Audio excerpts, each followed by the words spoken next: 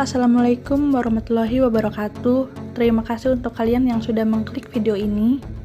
Di video kali ini, aku akan menceritakan kisah-kisah orang yang harus dieksekusi mati atas kesalahan yang tidak pernah dia lakukan.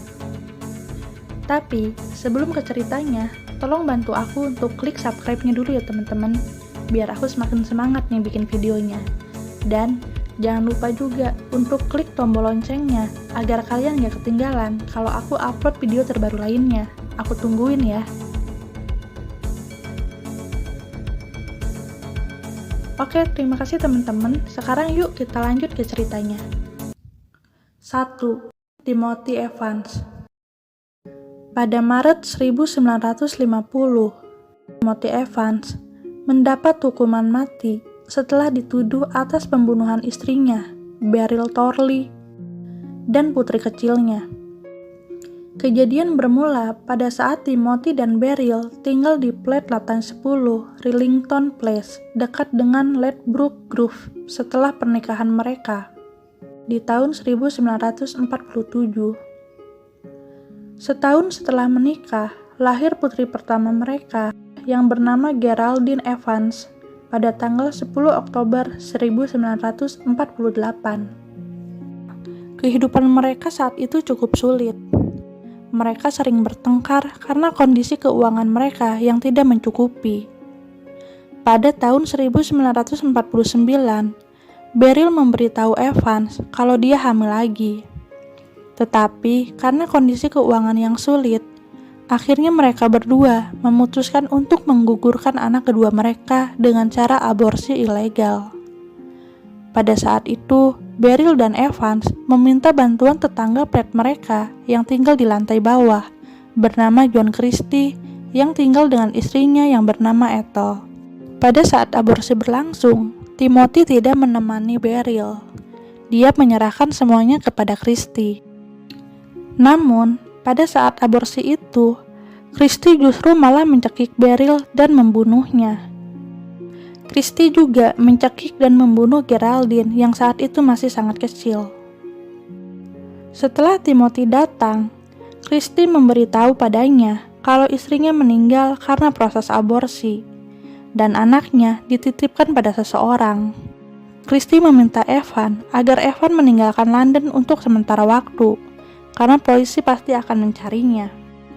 Namun, beberapa hari setelah itu, Timothy yang merasa bersalah dan tertekan akhirnya mendatangi kantor polisi dan mengatakan pada polisi bahwa ia telah membunuh istrinya dengan memberi beberapa ramuan aborsi. Kemudian, mayat istrinya dibuang di saluran pembuangan di luar rumahnya. Polisi yang mendapatkan informasi itu segera mendatangi ke kediaman Timothy. Tapi ketika sampai di sana, polisi tidak menemukan mayat di saluran pembuangan yang dimaksud oleh Timothy itu.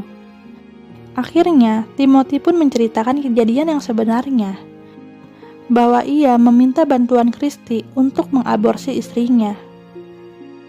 Polisi pun segera menggeledah lagi flat Rillington Place untuk mencari jenazah Beryl. Namun saat penggeledahan itu, mereka bukan hanya menemukan jenazah Beryl, tetapi juga menemukan mayat Geraldine. Entah bagaimana proses penyelidikan pada saat itu. Polisi dinyatakan melakukan prosedur penyelidikan yang tidak benar dan membuat Timothy merasa tertekan. Hingga akhirnya, Timothy pun mengakui bahwa ia yang telah membunuh anak dan istrinya. Karena pengakuan dari Timothy itu, akhirnya Timothy pun dieksekusi mati dengan cara digantung pada tanggal 9 Maret 1950. 3 tahun setelah eksekusi mati tersebut, polisi menemukan sejumlah mayat wanita di flat 10 Rillington Place lagi. Christie pun mengakui bahwa mayat-mayat yang ditemukan di flat 10 Rillington Place ini dibunuh olehnya. Ia melakukan hal itu karena motif seksual. Akhirnya, Christie pun diberikan hukuman mati pada tanggal 15 Juli 1953 atas kasus pembunuhan berantainya. Banyak yang kecewa pada polisi karena melewatkan hal ini selama 3 tahun.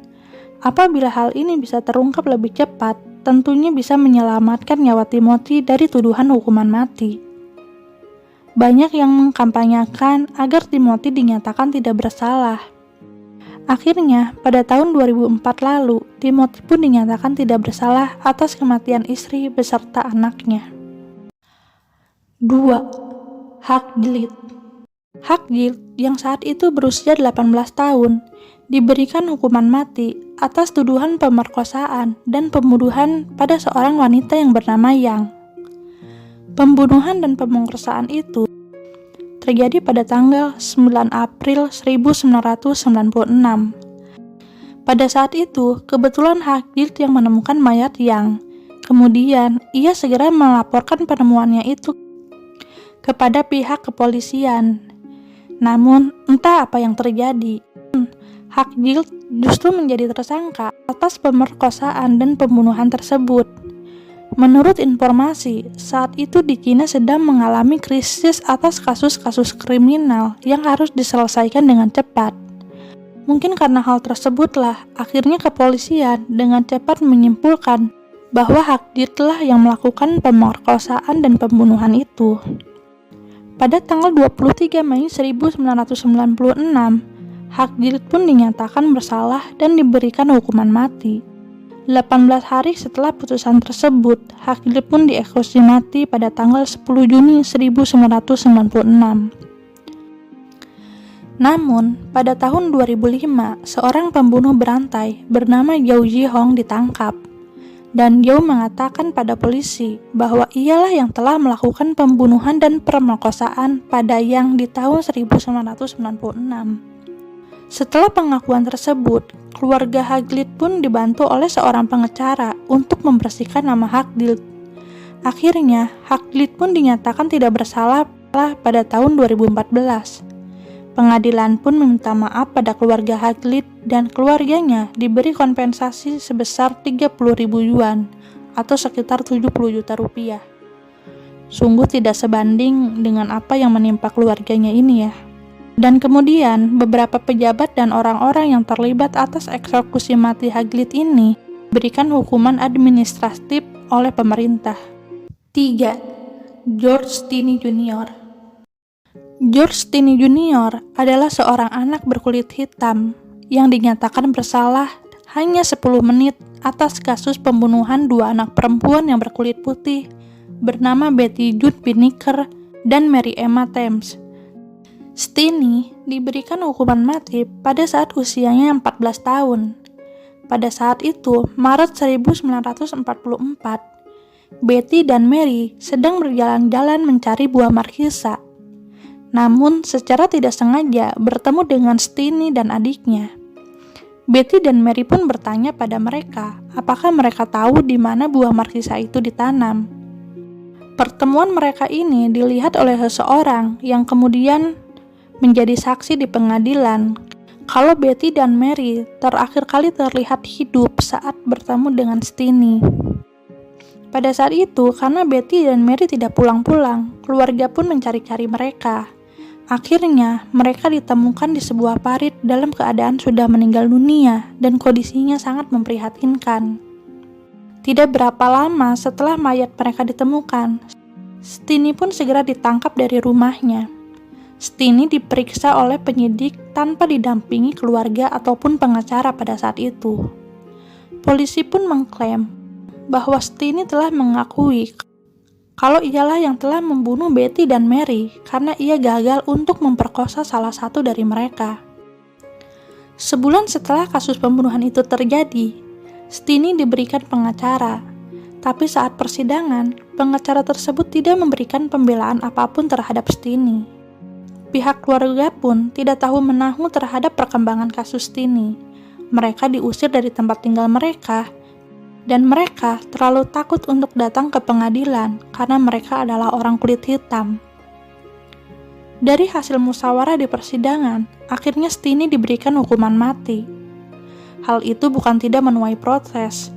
Banyak yang protes dan mengirim surat agar Stinney diberikan penangguhan karena ia masih terlalu kecil untuk dihukum mati. Tapi hal itu tidak merubah apapun.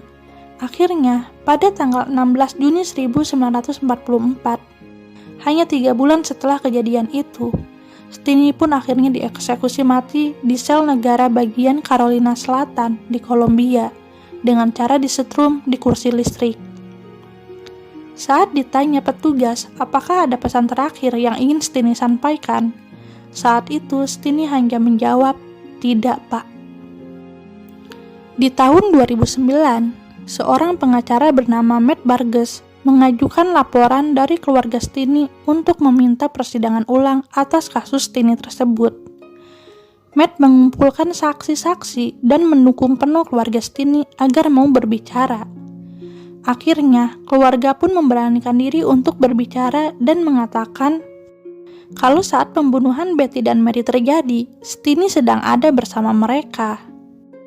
Matt pun berhasil menemukan rekan satu tahanan sel dengan Stiny saat ia ditahan.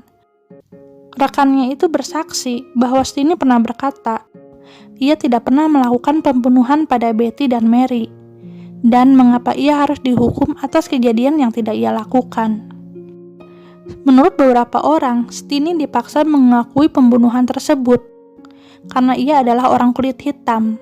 Dan karena itu pula eksekusi mati yang dilakukan padanya begitu cepat dan tidak memiliki belas kasihan. Karena pada saat itu, orang kulit hitam masih sangat dianggap rendah di Amerika ini ya teman-teman. Ada beberapa saksi juga yang mengaku sebelum pembunuhan terjadi, Betty dan Mary terlihat mengunjungi rumah seorang yang berkulit putih. Tapi pada saat itu, polisi tidak benar-benar menyelidikinya. Pihak kepolisian langsung menangkap Stiny dan tidak melakukan penyelidikan yang lainnya.